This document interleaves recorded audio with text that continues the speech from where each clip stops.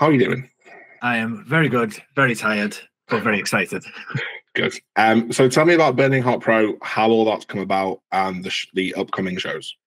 So obviously, I'm hoping that people hearing about this have already heard about us, but for those that haven't, Burning Heart Pro Wrestling is it's a new promotion with some very grand aspirations and some big things planned, and a lot of things moving behind the scenes. But basically, where this has come from, it's been put together by a committee of international wrestlers, where a lot of us, as I'm sure you can imagine, when we're on the road to shows or if we're sat at airports waiting for flights, these conversations always come up: how we would run things, what we would do, how we would book particular talent, how we would tap into certain niches or push certain stories and present things in a particular way.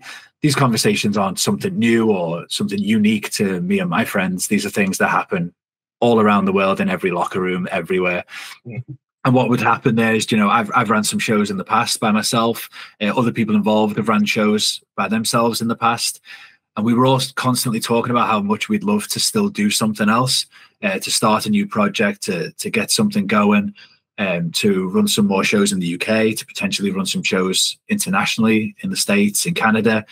But with how busy everyone involved is, so using myself as the obvious example, I've not retired. My career is very much alive and well, and myself and James Drake as the Grizzled Young Veterans, we're pushing and we're working everywhere. This year already we've done some work with TNA, we've done some work with AEW, we've done some work with CMLL and Rev Pro, and we still have some very big things lined up for ourselves, which they've got us excited, and I hope fans are excited to see. I can't allude to that too much, but just watch this space.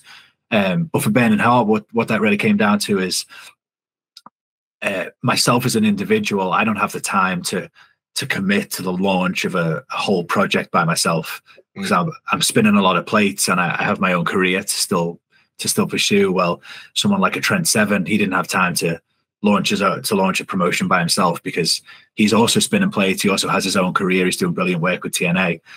Ricky Shane Page from the States, he's spinning a lot of plates. He's heavily involved in a lot of promotions over in the States. He has his own career, which is still going very well, but he was always interested. This happened with a number of people all operating at high levels, and what this came down to was everyone saying, well, actually, if we all do it together as a collection, well, now we can delegate and we can all take on little roles here and there. And so what has happened is, you hear the phrase like passion project quite a lot. Well, this is a big collective passion project from a lot of people who have all decided to come together. Some people are monetarily invested, some people are just personally invested, some people are just along for the ride, where they have some ideas but they never necessarily had the time. But the sort of tagline that we put out there was a committee of international wrestlers, and there's no better way to describe this. This is a committee of international wrestlers who are all very excited about wrestling, who are some people very eager to give back to wrestling, people very eager to get involved in the creative side. It's just a lot of very excited wrestlers and individuals all coming together to do something special. So what makes it different from any other kind of British promotion out there? Because there's a lot of British promotions at the minute that are out there. That's true. So I think what the thing that makes it special and makes it unique is actually the people involved. When you start talking to these people, it's those unique ideas, in the same way that sometimes there can be wrestler X and wrestler Y who are both very similar in build and athletic ability, but everyone watching knows that wrestler X is better than wrestler Y. And what's that thing that makes that person different? Oftentimes it's their creativity, or it's their own unique approach to what is essentially the same thing. Will Ospreay is widely recognized as maybe the best high flyer in the world right now.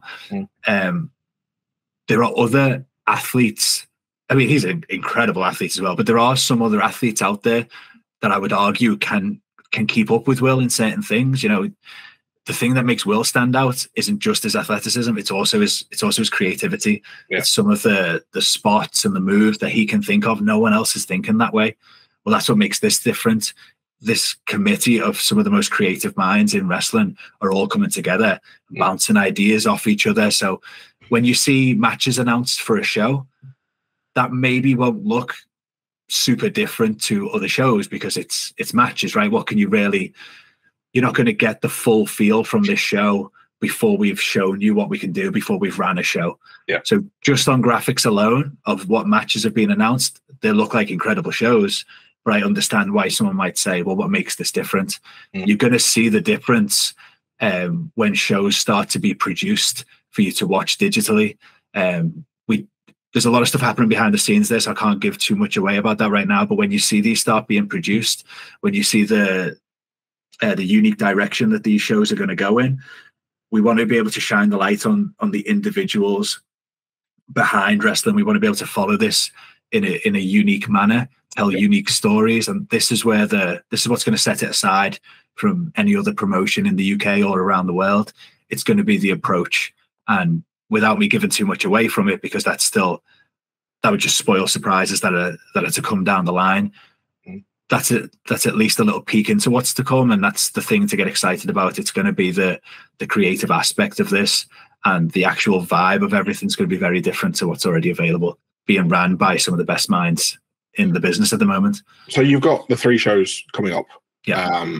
What's the long-term plan? Is it to do shows every month, or is it to do just like a cluster of shows, 2, 3, 4 times a year?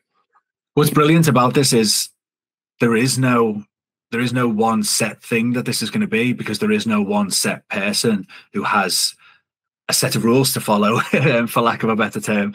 The way that this came about, as I say, from this sort of committee, was someone saying, well, we should run this show here. And I pushed for Liverpool, being from Liverpool, having contacts in Liverpool, having a couple of ideas about myself. That was my big input. Basically, it was like the Liverpool show was very much from myself saying, I think we should do Liverpool. I have some ideas to showcase the other Liverpool promotions, which we do have. We actually have a scramble match on the show this Friday that features the 5 top promotions from Merseyside. A champion from every promotion is going to be involved in the scramble match. And things like that get me very excited, because we're running our own show, but we're also shining a light on the community aspects around the scene in Merseyside. And then someone else would pipe in from the team saying, well, actually, I'd love to run the show in Wolves. I have this idea for Wolves. Well, actually, I have a venue in Swansea, which I want to run. That's how this tour came together. It wasn't one individual picking these 3 dates. It was very conversational from all of these people wanting to do it. It all lined up nicely. And we said, well, kind of wrote itself. There we go. We've got an exciting 3-day weekend. Again, I can't allude too much to what's coming up just yet before we can necessarily lock these details down. Yeah. But there will be a return to the UK. There will be some more dates here. There will be some shows coming up in the States. There will be some shows coming up in Canada. And all of these things are going to tie together and be available to view in quite a unique way digitally as well. So obviously with yourself, you just had a long stint with WWE, then you did TNA, AEW, etc. You've kind of been in all the big promotions. So what are I would say the top 3 things that from those experiences that you're bringing with you to Burning Heart? So coming in here, and obviously as a part of a much bigger team, I'm also not the only person on this team that has done those things. We have guys that have worked. There's multiple guys now, which is quite crazy for me to think about, actually. But in our little team that is running these things, multiple people who have worked for WWE, multiple people who have worked for TNA and who are actually still actively working for TNA, multiple people who have worked for AEW and are still actively working for AEW. We have people from these promotions who are monetarily invested, and we have people from these promotions who are sort of personally invested. A lot of people coming into this big collective, as I say, to bring input in. But one of the things there is creative processes, both good and bad. We've taken some things from there that we know work and that we have appreciated as talents. So we would like to give that back to the next generation of talent. We know certain tricks and situations that we can put people in to really get the best out of them. We also know things that have happened to us that we didn't like. So in setting up a new promotion, we want to try and avoid those things. We really want to try and do what's best for the talent to try and showcase them in the best light. An analogy that's been thrown around is we don't want to take a square peg and try and jam it into the circle hole. We want to really try and make sure that people are showing off their strengths and hiding their weaknesses to the best of our ability. And again, shining a light on the individuals and the characters behind the scenes, behind the show, and their preparation for certain shows, and so that people can really authentically get behind characters as opposed to just seeing the in-ring product. Yeah. So that's definitely one of the things that comes from there. The actual in-ring presentation, you know, wrestling for cameras, it still feels a little bit surreal for me to say this as a fact, but I've been wrestling on television, various different televisions for several years now. So wait for WWE on TV, wait for ITV on TV, TNA, AEW, all TV products. Yeah. So we can help these younger generations who haven't worked in front of cameras. We can help them get the best out of them. And again, I've worked with good producers who help you really get the most out of these things. And I've worked with bad producers who have kind of missed the point. But there's obviously no need to name any names there. Yeah. But we've taken that knowledge that we can now apply. We know what we liked when producers have worked well with us, and we know what we haven't liked, and we can try now to implement that into our own projects and really get obviously, you know, we're setting up a business. We want that business to be successful. A big part of this, which you will see from a lot of the people involved, and which you'll see from the product as it comes forward, is there's a huge element of this as a passion project. People involved in wrestling, for better or worse, we all love it. We all really love it. And so people still love it. People have been wrestling for 20 years. It constantly baffles me how excited people still get about it. So we all still love this thing, and we all still want it to do good. And then there's a huge element of really wanting to pay some of it forward to help bring up the next generation. Because again, we've experienced both good and bad. We've had some of the old veterans who have wanted to help out, and how that's made us feel. You know, that's made us feel great. We've always really appreciated that. They've inspired us to now try and do the same for the next generation, try and pay that forwards. And we've also been privy to some of the older talent who haven't wanted to pass things on, and we know how that's made us feel. Yeah. But all of these experiences all come together to make this new thing that we really hope can be special. So last thing about Burning Heart Pro, I talk about a couple of other things. For fans that are going to the shows, what's the biggest thing that they can expect to see? So the biggest thing that they can, it's hard to go to, you know, put my finger on one thing, but ultimately, if you take a look at the cards, this is a who's who of top names in British wrestling over the last couple of years, with a couple of big names internationally sprinkled in.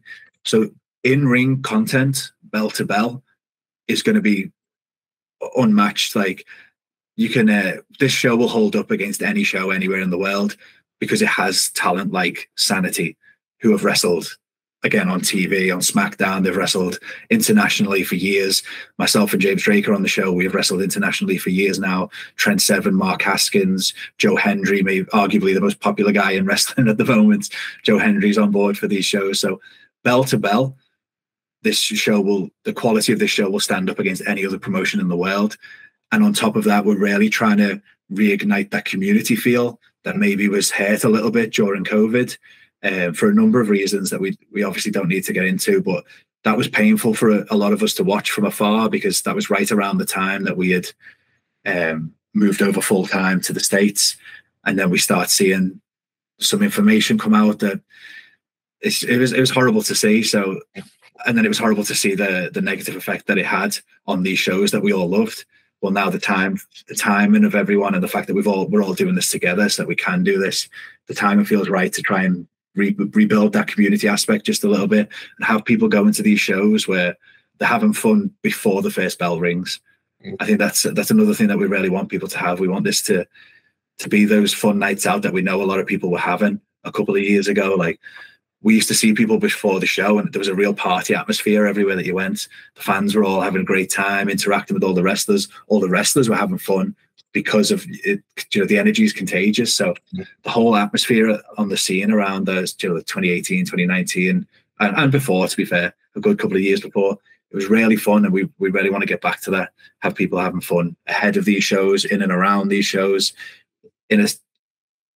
for lack of a better term, in a safe environment where they know that they're safe, they know they can relax, they know they can have fun, and then they know when that bell rings, they're going to get an unrivaled product. So that kind of takes me nicely on to my next question. The last time I saw you on an indie show was Future Shock It was actually your last indie appearance. It was when James wrestled his brother, Rob. Okay, of course. Yeah. That show had a hell of a fun atmosphere as well. What's the biggest difference between you now and you then, given that everything you've been through in the past like 4 or 5 years? More grizzled. Just experience. You know, that show there, Future Shock. I still have a huge amount of time for Future Shock. We have actually wrestled for Future Shock within the last 9 months, because that was one of the schools where I trained, where I came up in the job. So it was amazing, full circle moment to be able to come back to Future Shock, do some work with some of the new guys coming up, and just also like feels like stepping into a time machine, being back in some of the old venues. Future Shock's still doing great work, so I still encourage everyone to check them out. And I guess that the main difference there is just experience. You know, that was a younger version of me, very excited to make my move over to the States, very excited to get stuck in with some wrestling. Since then, I've done some great things over there with WWE, TNA, AEW. I've also been privy to some things that didn't quite go my way. That's just the nature of the job. There's no need to point fingers. There's no big middle fingers to be pointed at anyone. Very situationally, some things happened in our career where it started going in a direction that we didn't want it to go. So we just took the reins back and took a gamble on ourselves. And the analogy that I use quite a lot is, this is to allude to us leaving the WWE, because it's already documented that we asked for our release. There was no ill feelings towards WWE. It was just the reality of the situation is that WWE stock was going up and our personal stock was going down. We had a decision to make as to how we were going to approach that. We tried one approach and it didn't feel like it was working out. So we took this gamble and we pivoted, and that has paid off for us. WWE stock has continued to go up. They're still doing great business, but our own personal stock is once again healthy, once again going in the right direction, and we're having a great time. There's no hurry for us to go back to WWE. Our work with TNA and AEW has been so much fun. That's something that we're exploring. We have some really cool stuff lined up behind the scenes that people should be excited for, that I can't give too much away right now. But everything now is firing. So to come back to that question, just to answer it, you said like, what would be the difference? I'm still just as excited about wrestling. I think you can kind of get that impression, whether it's the caffeine or the wrestling speak, but I'm still very much just as excited about wrestling, just as excited about future prospects and future projects. Just now with this new level of more experience, I've been in this job for 18 years now. And with that, I've seen a lot and done a lot. So that little extra level of experience now filters through every decision that we make. Right, last couple of questions before I let you go crash and have your caffeine low. When you look back at your time at WWE, regardless of what you were doing, whether you were, on the main roster or NXT or whatever, and regardless of what the gimmick was, the fans always supported you. They were always there. Even when they could tell that how it was going towards the end just wasn't, like, you weren't invested in it as much. Yeah. How much does that fan support mean to you? Because it's still there now, regardless of what you do. It's the best. And like, there's multiple examples of what it means. So we took that gamble when we decided to move away. My dad could not believe it. he was furious. He didn't understand. Luckily, he's come around now that he's seen what we're doing and he's realized it was the right decision for us. But when I told him, he could get his head around it. But even then, there's obviously doubts that still creep into your mind. And our first independent date was actually 24 hours after our contract ended. We had because we asked for our release was then denied. So we ended up working until the end of the contract. But what that meant is there was no compete. So when our contract ended, the very next day we made a surprise appearance and wrestled for DPW in the States. And I remember like when we walked through that curtain, the two of us had to take a moment on the stage because the response was thunderous. And like in that moment, we just felt justified. Like we've made the right decision here. Fans are supporting our decision. We're enjoying ourselves more in this one moment than we have in the last 6 months. This was the right decision to make.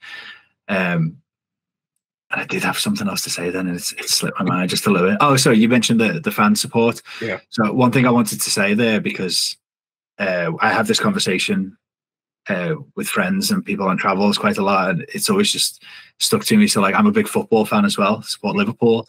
Well, I remember during COVID when everything shut down and places tried to keep on going.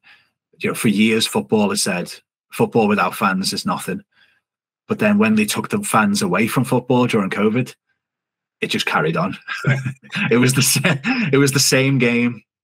Same game played out. Obviously, it's not quite as exciting, but it was the same game from whistle to whistle. It was the same game. Like, realistically, those players, they try to block the fans out. And I know playing at home still gives you that little edge when you get the fans behind you. And playing away, if those fans can put you off, there are still inputs there, but ultimately the game is the same. So they say football without fans is nothing. But I don't know if that's necessarily accurate, because we took the fans away and it was the same game. Yeah. Whereas wrestlers will often say wrestling without fans is nothing. And it really is it's a completely different thing. You take fans away from wrestling and the whole thing is just, it's not the same. It's not as fun. It's nowhere near the same thing. We need our audience. We need the support of the fans. We need them invested in the shows. We need them involved in the shows. So to always have the fan support, that is what it means, because wrestling without fans literally is. Yeah. I don't enjoy watching it without fans. I really don't. I really struggle to watch it without fans. I struggle to do it without fans. And when you're making these big decisions, having the support of fans behind you just gives you that extra confidence to be able to take these risks and to be able to go out there and put yourself out there.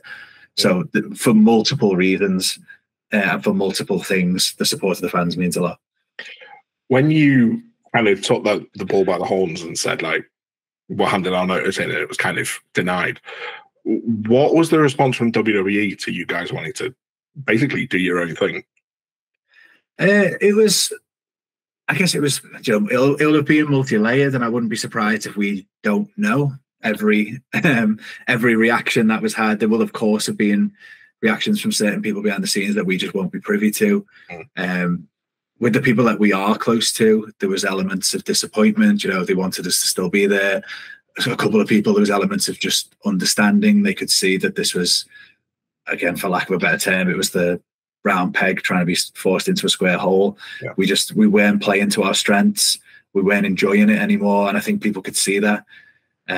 We had tried, but one of the things that I've sort of said on record before is I think the biggest problem with it for me is, and I think people would be hard pressed to deny this, I think if you sat the writers down who were in charge of running the schism and you just honestly asked them to tell you what that gimmick was and what the plan was, I think they would struggle to tell you. Yeah. Because and again, it's not any individual's fault. There's a lot of things changing behind the scenes at this time in wrestling. But what that led to was this unfortunate scenario of this. We were just sat in limbo with this gimmick that no one really knew what to do with. It didn't really have any direction. No. Yet people seemed reluctant to make a big enough pivot to actually get it going in the right direction. And the whole time's ticking, and it's not like we were the only thing that they were dealing with. So new company directives were coming in. More athletes are trying to be featured on the show. Yeah. More X, Y, and Z that didn't benefit us in any way. And it just comes back to that same analogy of WWE stock was going up, our stock was going down. We needed to do something about that. Yeah. So for the most part, and again, I hope this is true, because this was at least the image that was portrayed to us. I do think that there was a lot of understanding as to why we wanted to do it. And then from their part, there was also that, they wanted a couple more appearances from a contract that they did have with us. Right. So we did have that contract signed, right? It was, we asked for an early release, which sometimes is granted, sometimes it's not. In this case, it wasn't. And honestly, it probably played into our favor the way it actually played out. And ironically enough, the most that I enjoyed the Schism gimmick was after we quit. Because I think then there was an element of, they're going to leave. Let's get the last few ideas that we did have. Let's get them out. Let's get them used. And whilst immediately, obviously there was some mixed reactions because we wanted to get out there and we wanted to get stuck in. But then ultimately what that led to was a series of matches with the Creed brothers, who myself and James both have a lot of time for. So we just had a really a lot of fun working with them, and you know, we got to culminate that in a big cage match on NXT, and that ended up being our official send off.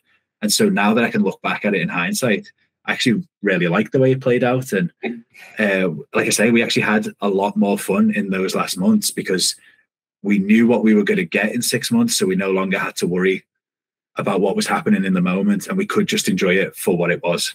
Yeah. And we ended up having, like I say, just that those last 6 months were probably the most fun that we had with the thing. Yeah. So, last question. The world is kind of now your oyster in wrestling, and every forbidden door seems to be open for everyone. So, what's that one match that you and James want to have, or even you as a singles wrestler that you want to have now? So, I do get asked about singles wrestling a lot. Obviously, I've still accomplished quite a lot as a singles wrestler, but in this moment, I'm still very much committed to the tag team with James. I really feel like we've carved out our own little niche, and there's just still so much left on the table. So there's still a lot for us to do as the GYV, and that is currently what we're pushing and what we're pursuing. The match that we get tweets about daily is GYV against FTR. I do think that that's a match that absolutely has to happen at some point. It's one that we're both excited about. I think the fans are excited about. I like to think that the FTR know that that's a good match as well. So I would say that that's probably that one that everyone wants to see. Another big match that I would really like myself is the Young Bucks. I think the Young Bucks are brilliant, and their style clashes yet complements ours. So for that reason, that's a match that I've got my eyes on. And then just because 3 is a nice, lovely number, still on my bucket list is the Hardy Boys. They're one of the reasons why I love tag team wrestling in the first place. And when I was young, they were one of the teams that really made me want to do this myself. And as you say, the world is our oyster. We have a couple of big things lined up behind the scenes, which I don't want to give spoilers to, but if people are following, they're going to start seeing this stuff in the public eye very soon. The future is very exciting for us as the GYV and for this project, Burning Heart, which are 2 completely separate entities that are going to be very exciting in their own way. Brilliant. All right. Thank you very much for your time. Much appreciated. No, thank you. I appreciate it.